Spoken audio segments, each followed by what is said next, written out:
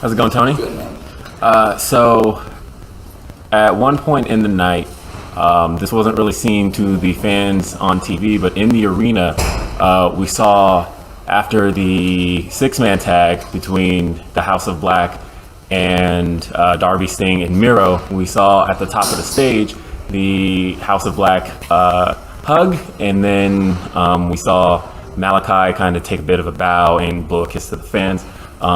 Is there anything we should all know about what's going on there, or was there any symbolism that had anything to do with? No, I'm not sure. I can't comment on that though. But that was for live fans, and I definitely got some people talking. So it is a thing that happened. But no, I can't comment on that. Thanks, buddy. Thanks.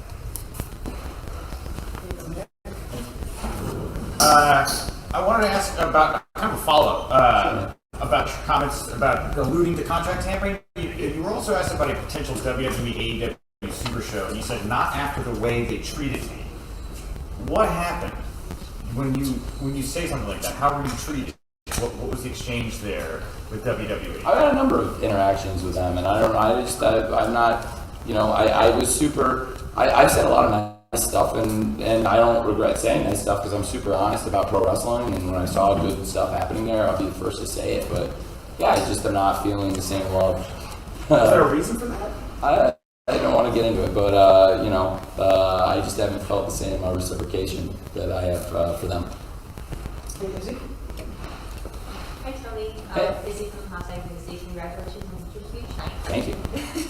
Now, leading up to AEW All Out, there was unfortunately some reports surrounding the AEW locker room and talent were facing some adversity. Now, in comparison to sports team, whenever a team faces some sort of adversity, a game win usually pushes them over that threshold of challenges that they are facing.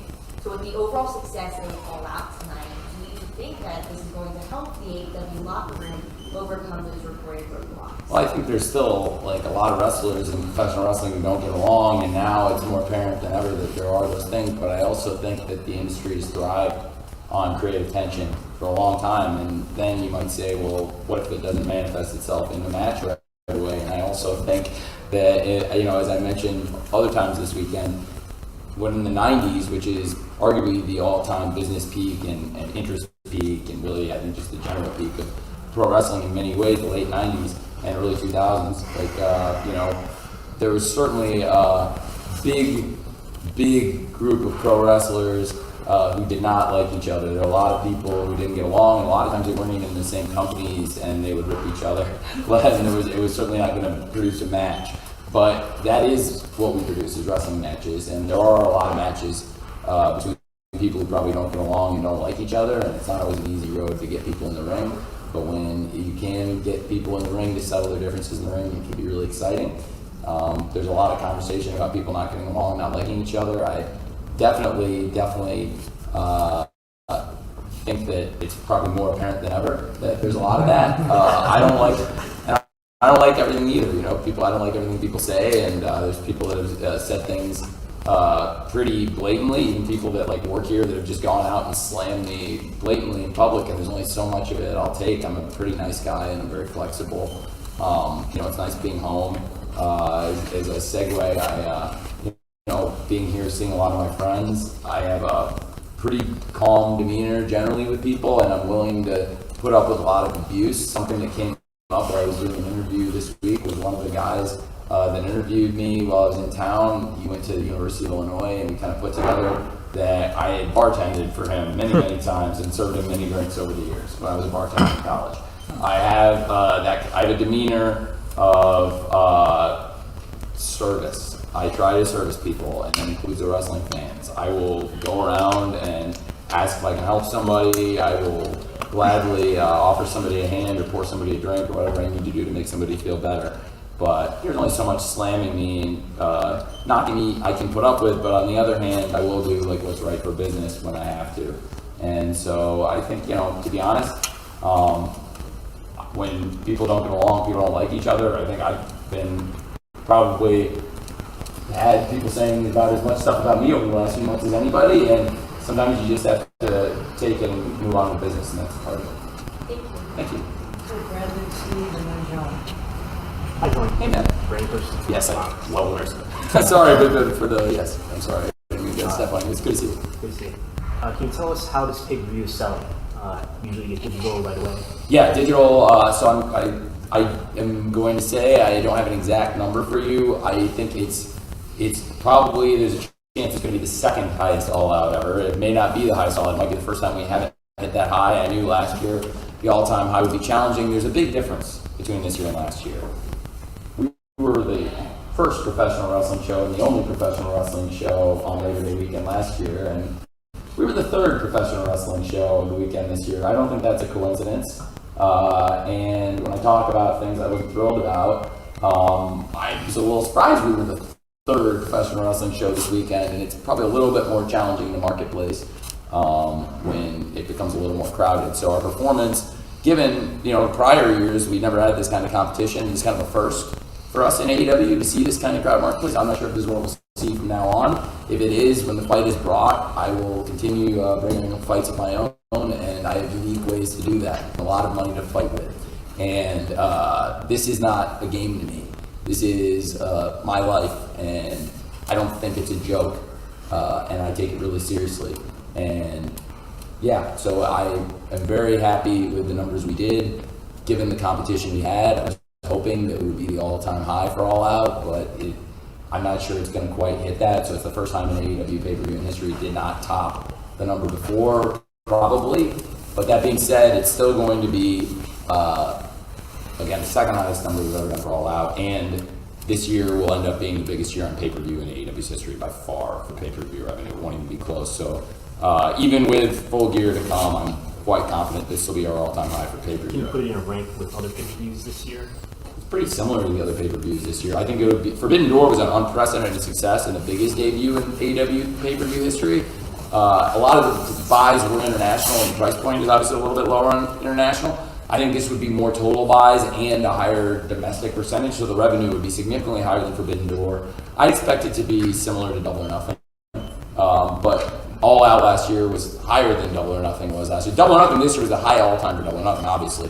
I don't know if we'll quite hit that, but I do think it's going to be in that range. So very good, given the competition that we've never faced before. This is kind of an unprecedented marker, in my opinion, but it's still the number is the number, and I have to face the competition out there. But when I compare myself to Jim Crockett Promotions this weekend, I think I got a taste of the same medicine Jim Crockett Promotions stuff. But I have a lot more fucking money than Jim Crockett did. I'm serious, I'm not going to sit back and take this fucking shit. Okay, two more questions here. Go ahead, Steve. Tony, thank you for the time and a great show today. Thank you. And you see your biggest, without a doubt, your biggest star, your biggest mainstream attraction, and he goes off the rails a little bit towards your EVPs, another one of your big young stars, and you as the leader of the ship.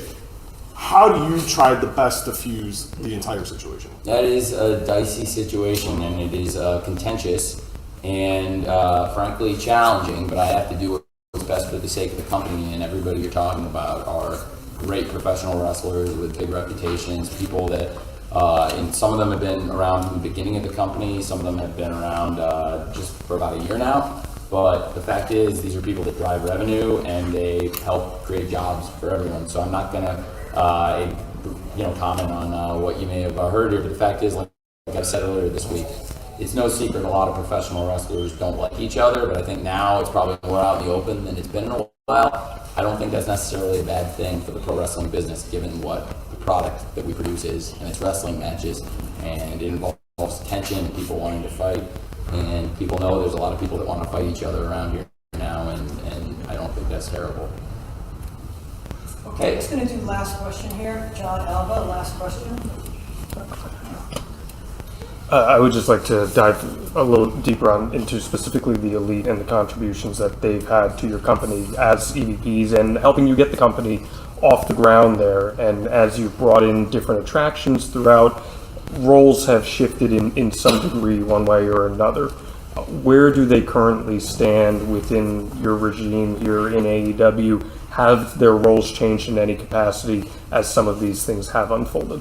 No, I think those guys have been key people in the planning and the organization of the shows and involved in the business from day one, and I think the business has grown, and I've had to take on more, but I think those guys have taken on strong roles, and you saw tonight what an amazing match they put together on screen, and they have huge behind-the-scenes contributions in terms of the business and different aspects, whether it's Kenny and video gaming and important revenue streams that we're driving, and the Young Bucks and many things, mentoring and the leadership they provide. And it was a big milestone tonight. I don't want to take it lightly. Like, it's very cool to me that Kenny Omega is the first Triple Crown champion in AEW history. I think it's really cool to have somebody who's been the world champion, a tag team champion, and now the first trios champion. And it's a very cool way for Kenny to come back. And I think Kenny Omega and the Young Bucks is one of the best acts in professional wrestling, and behind the scenes, incredibly valuable people too.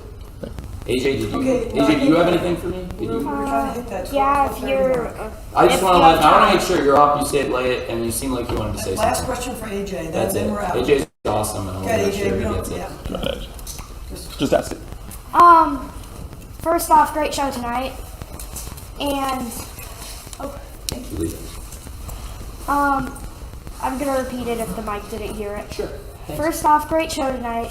And another thing that people didn't see tonight on TV was the debut of Larry running out into the arena before the show. What was the reaction from you and backstage to Larry running out on stage? Well, Larry is a live wire, and that was a live moment for the live crowd if there ever was one. I'm glad he didn't run out when there was wrestling going out there, and but luckily CM Punk got control of the situation and wrangled him in there pretty quick. But Larry got a taste of the live crowd. I don't know. I think Larry's like a sheep herding dog, is what Phil said. He likes to like herd people and keep them. So to see that many people, he must have been like, oh man, it's a lot of people. He likes a lot of people in one place. So I thought he had a good time. It seemed like he had a good time at the show tonight. When he arrived, he was in good spirits, Larry. Okay, thank you very much, everyone. Thanks, Really everybody. appreciate it. Well, Hey, great time. Thanks everyone for coming. I always really appreciate it. And thanks. And hopefully I'll get to see some of you soon at our next Scrum. Thanks everyone. Thank you, Tony.